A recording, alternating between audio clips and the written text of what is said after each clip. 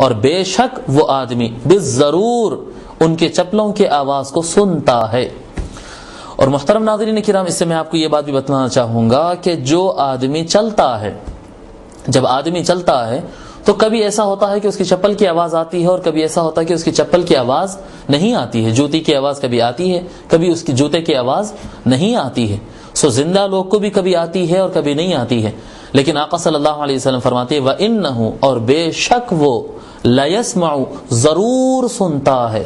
بے شک ایک تاکید ہے، ضرور ایک تاکید ہے، انہو ایک تاکید ہے، لا یسمع میں لام تاکید ہے، ضرور سنتا ہے.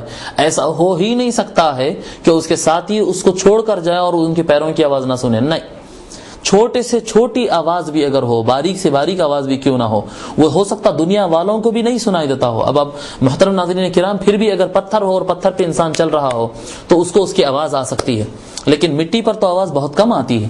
لیکن آقا صلی اللہ علیہ وسلم فرما رہے دو مرتبہ تاکید کے ساتھ، بے شک بالضرور وہ سنتا ہے ان کے پیروں کی آواز کو، ان کی چپلوں کی آواز کو. لا یسمع قرآن عالم. تو پتہ چلتا ہے کہ نہ صرف زندگی ملتی ہے بلکہ سماعت بھی ملتی ہے، اور سماعت بھی ایسی نہیں ملتی ہے جس طرح دنیا والوں کو ملتی ہے، بلکہ اس سے زیادہ بہتر انداز میں سنتا ہے. اور یہی آقا صلی اللہ علیہ وسلم بدر کے کفار میتوں کے بارے میں فرمائے تھے کہ عمر یہ تم سے بہتر سنتے ہیں. مرنے کے بعد آدمی کے سننے کی طاقت اور بڑھ جاتی ہے، وہ اور زیادہ سنتا ہے. جب لوگ چھوڑ کر چلے جاتے ہیں اور وہ ان کے پیروں کی آواز کو سنتا ہے، اتاہ ملکان فیقعدانہ، دو فرشتے اس کے پاس آتے ہیں اور اس کو اٹھا کر بٹھاتے ہیں. فیقولان، اور یہ اٹھا کر بٹھانا بھی جسم کے ساتھ نہیں ہے، روح کے ساتھ یہ معاملہ ہوگا. فیقولان، بس اس سے کہیں گے ما کنت تقول فی ھذا الرجل. اب دیکھیے بخاری شریف کی روایت ہے، وہ سوال کرتے ہیں. کیا سوال کرتے ہیں فرشتے؟ ما کنت تقول فی ھذا الرجل، اس آدمی کے بارے میں تو کیا کہتا آ رہا تھا، کیا کہتا پھرتا تھا زمانے کے اندر، دنیا کے اندر. یہ نہیں کہ اس شخص کے بارے میں تو کیا کہتا ہے، اس شخص کے بارے میں، حضور صلی اللہ علیہ وسلم کے بارے میں تو کیا کہتا ہے، یہ سوال نہیں ہے. کیونکہ اب جب کہ مر گیا ہے اور قبر کے اندر آ گیا، اس کے سامنے دو فرشتے آ گئے اور آقا صلی اللہ علیہ وسلم کے سارے فرامین وہ اپنے آنکھوں کے سامنے دیکھ رہا ہے کہ سچ ہو رہا ہے، فرشتے بھی آ گئے ہیں. تو ایسے وقت میں تو ہر آدمی یہی کہے گا کہ میں تو ان کو اللہ کا رسول مانتا ہوں، برحق مانتا ہوں. سوال اب کیا مانتا ہے اس سے متعلق سوال ہی نہیں ہے، سوال ہو رہا ہے ما کنت تقول، کیا کہتا آ رہا تھا، کیا کہا تھا. یہ سوال بھی نہیں ہے. ایک مرتبہ کیا کہا تھا سو کہہ دے گا کہنے والا لا الہ الا اللہ، میں اعلان کرتا ہوں، گواہی دیتا ہوں لا الہ الا اللہ کہ نہیں ہے کوئی معبود سوائے اللہ کے، محمد رسول اللہ، محمد اللہ کے رسول ہے. سو یہ بات میں کہہ دیا تھا، کہہ دیا تھا نہیں، کہتا آ رہا تھا. کنٹینیوس کیا کہتا تھا ان کے بارے میں. اب دیکھیے زمانے میں آپ اگر معاشرے میں نکل کر دیکھیں گے، کئی علماء سے ملیں گے، معاشرے کے لوگ سے ملیں گے، تو اس میں آپ کو دو طبقے ملیں گے، چاہے وہ جاہل ہو یا عالم طبقہ ہو، جو طبقہ بھی ہو، اس میں دو قسم کے لوگ ملیں گے. محترم ناظرین کرام، ایک گروہ وہ ہوگا جو کہتا ہے حضور صلی اللہ علیہ وسلم اللہ کے رسول ہے، حضور صلی اللہ علیہ وسلم ہم کو سنت عنایت فرمائے، حضور صلی اللہ علیہ وسلم زیادہ علم رکھنے والے، حضور صلی اللہ علیہ وسلم کو اللہ تبارک و تعالی ہر چیز کا علم دیا، حضور صلی اللہ علیہ وسلم نور ہے، حضور صلی اللہ علیہ وسلم ہمارے آقا اور سردار ہے، ہم سے بالا تر ہے، ہم حضور صلی اللہ علیہ وسلم پر سلام پیش کرتے ہیں، حضور صلی اللہ علیہ وسلم کی ذات پاک ہے، مقدس ہے، ان سے غلطی نہیں ہوتی، وہ بھول نہیں سکتے. اس طرح کے باتیں ایک طبقہ کہتا پھرتا ہے اور ان کا میلاد مناتا ہے، ان کی خوشیاں مناتا ہے، ان کے نام کے جشن مناتا ہے، ان کے نام پہ جیتا مرتا ہے.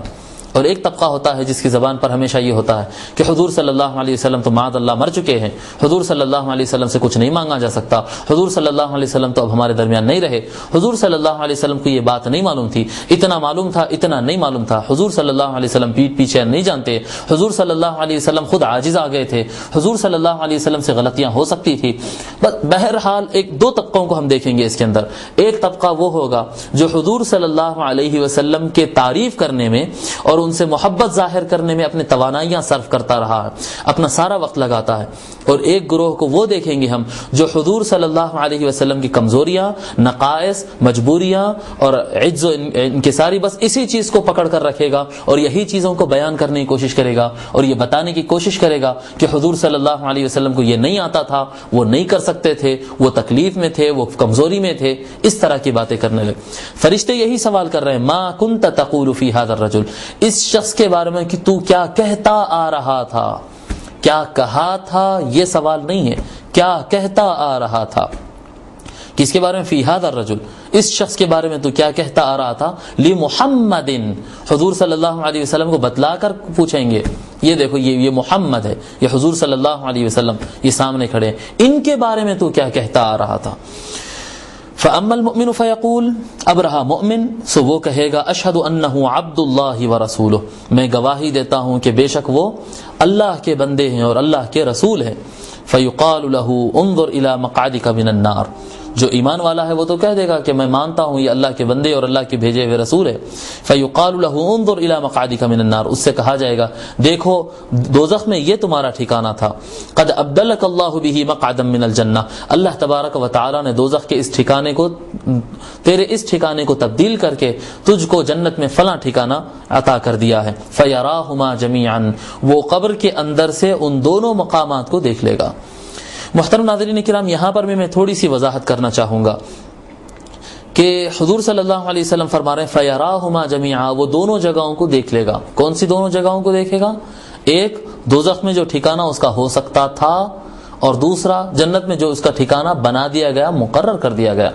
دوزخ کہاں پر ہے؟ کائنات میں سب سے نیچے مقام دوزخ کا ہے، تحت الثری کے پاس سب سے نیچے جگہ. روایتوں میں آتا احادیث شریفہ میں کہ جب کفار پل صراط گزرتے رہیں گے اور نہیں گزر پائیں گے اور ان کو ڈھکیل دیا جائے گا، پل صراط سے گزر جائیں گے قیامت کے دن، یا اللہ تبارک و تعالیٰ کا فیصلہ ہو جائے گا ان کے بارے میں، کفار کے بارے میں کہ اس کو دوزخ میں ڈال دو، تو ان کو منہوں کے بل گھسیٹا جائے گا. فرشتے ان کے پیر پکڑ کر منہ کے بل ان کو گھسیٹتے ہوئے لے جا کے دوزخ کے اندر ڈالیں گے. تو روایتوں میں آتا ہے، تشریحات میں آتا ہے کہ 70 سال تک تو وہ خالی گرتے رہیں گے. کتنا ڈسٹینس ہوگا آپ اندازہ کریں، کتنا فاصلہ، کتنی گہرائی ہوگی، کتنی نیچی کھائی ہوگی وہ جس میں ڈالا جائے گا. 70 سال تک تو آدمی صرف گرے گا. کتنا فاصلہ ہے؟ اگر 1 کلومیٹر 2 کلومیٹر بھی اگر ہم اوپر جا کر کسی چیز کو چھوڑتے ہیں، چند سیکنڈز کے اندر وہ نیچے تک پہنچ جاتی ہے. 70 سال تک گرنا کس بات کی دلیل ہوتی ہے؟ کتنے فاصلے تک ہوتی ہے؟ پھر جنت کہاں پر ہے جس کو وہ میت دیکھ رہی ہے؟ جنت کہاں پر ہے؟ روایتوں میں آتا ہے کہ جنت عرش کے نیچے اور 7ویں آسمان کے اوپر ہوگی.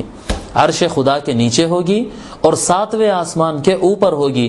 اب آپ اندازہ کریں کہ جو لوگ کہتے ہیں کہ مردے نہیں سنتے ہیں، مردے نہیں جانتے ہیں، نہیں دیکھتے ہیں، ہم میں کے بعض اہل سنت والجماعت کے لوگ، بلکہ کثیر تعداد میں لوگ کو ہم دیکھتے ہیں کہ اولیاء اللہ کے مزارات پر جا کر فاتحہ خوانی کرتے ہیں، قرآن کی تلاوت کرتے ہیں، دعائیں کرتے ہیں. اور تو وہاں پر یہ لوگ سوالات اٹھاتے ہیں کہ بھئی اولیاء کرام کے پاس جانے کا کیا فائدہ، وہ تو مر گئے ہیں، وہ تو سنتے نہیں، وہ تو دیکھتے نہیں، وہ تو جانتے نہیں. بھئی ہم کو عقیدہ اپنے ذہن سے نہیں بنانا ہے.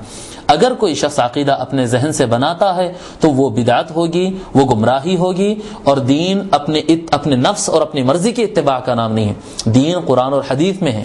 جی حضور اکرم صلی اللہ علیہ وسلم ارشاد فرماتے ترکت فیکم اثنین ما ان تمسکتم به لن تضلوا من بعدی ابدا. حضور صلی اللہ علیہ وسلم ارشاد فرماتے میں تمہارے درمیان 2 چیزیں چھوڑ رہا ہوں، جب تک تم اس کو مضبوطی سے تھامے رہو گے تم ہرگز نہیں بھٹکو گے. کتاب اللہ و سنتی، میری اللہ کی کتاب اور میری سنت. سو قرآن اور حدیث سے ہٹ کر ہم کو نہ عقیدہ بنانے کی اجازت ہے، نہ کوئی عمل کرنے کی اجازت ہے. محترم ناظرین کرام، قرآن کریم اور حدیث شریف ہم کو کیا عقیدہ دے رہا ہے یہ دیکھیے آپ.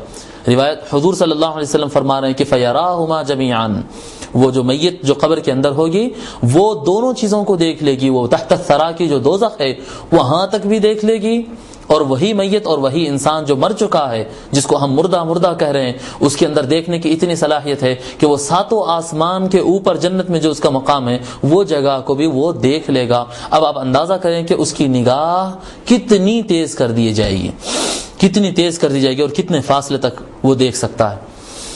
علامہ ابن القیم اپنی کتاب الروح، جس کا ترجمہ اردو اور انگلش میں، اردو میں الروح نام سے اور کیا کہتے ہیں انگلش میں دی سول نام سے یہ کتاب ترجمہ ہو کر بھی مارکیٹ میں آ گئی ہے. حیدرآباد میں بھی یہ کتاب اویلیبل ہے، فراہم ہے، جو حضرات لینا چاہتے ہیں لے سکتے ہیں. یہ کتاب کے اندر علامہ ابن القیم لکھتے ہیں جو کہ غیر مقلدین کے امام ہیں. علامہ ابن القیم اپنی کتاب میں لکھتے ہیں کسی قبر کے نزدیک اگر کوئی چڑی بھی آ کر بیٹھتی ہے تو صاحب قبر کو پتہ چل جاتا کہ وہ نر ہے یا مادہ ہے، میل ہے یا فیمیل ہے. اتنا تک قبر والا پہچان لے سکتا ہے۔ اب آپ اندازہ کریں کہ مرنے والے کو اللہ تبارک و تعالی کیسی زندگی دیتا ہے مرنے کے بعد۔ یہ نہیں کہ نہیں مرتا ہے، مرتا ہے، مگر مرنے کے بعد جو دوبارہ زندگی دی جاتی ہے وہ کتنی طاقتور ہوتی ہے، کتنی دور تک وہ سن سکتا ہے اور کتنی دور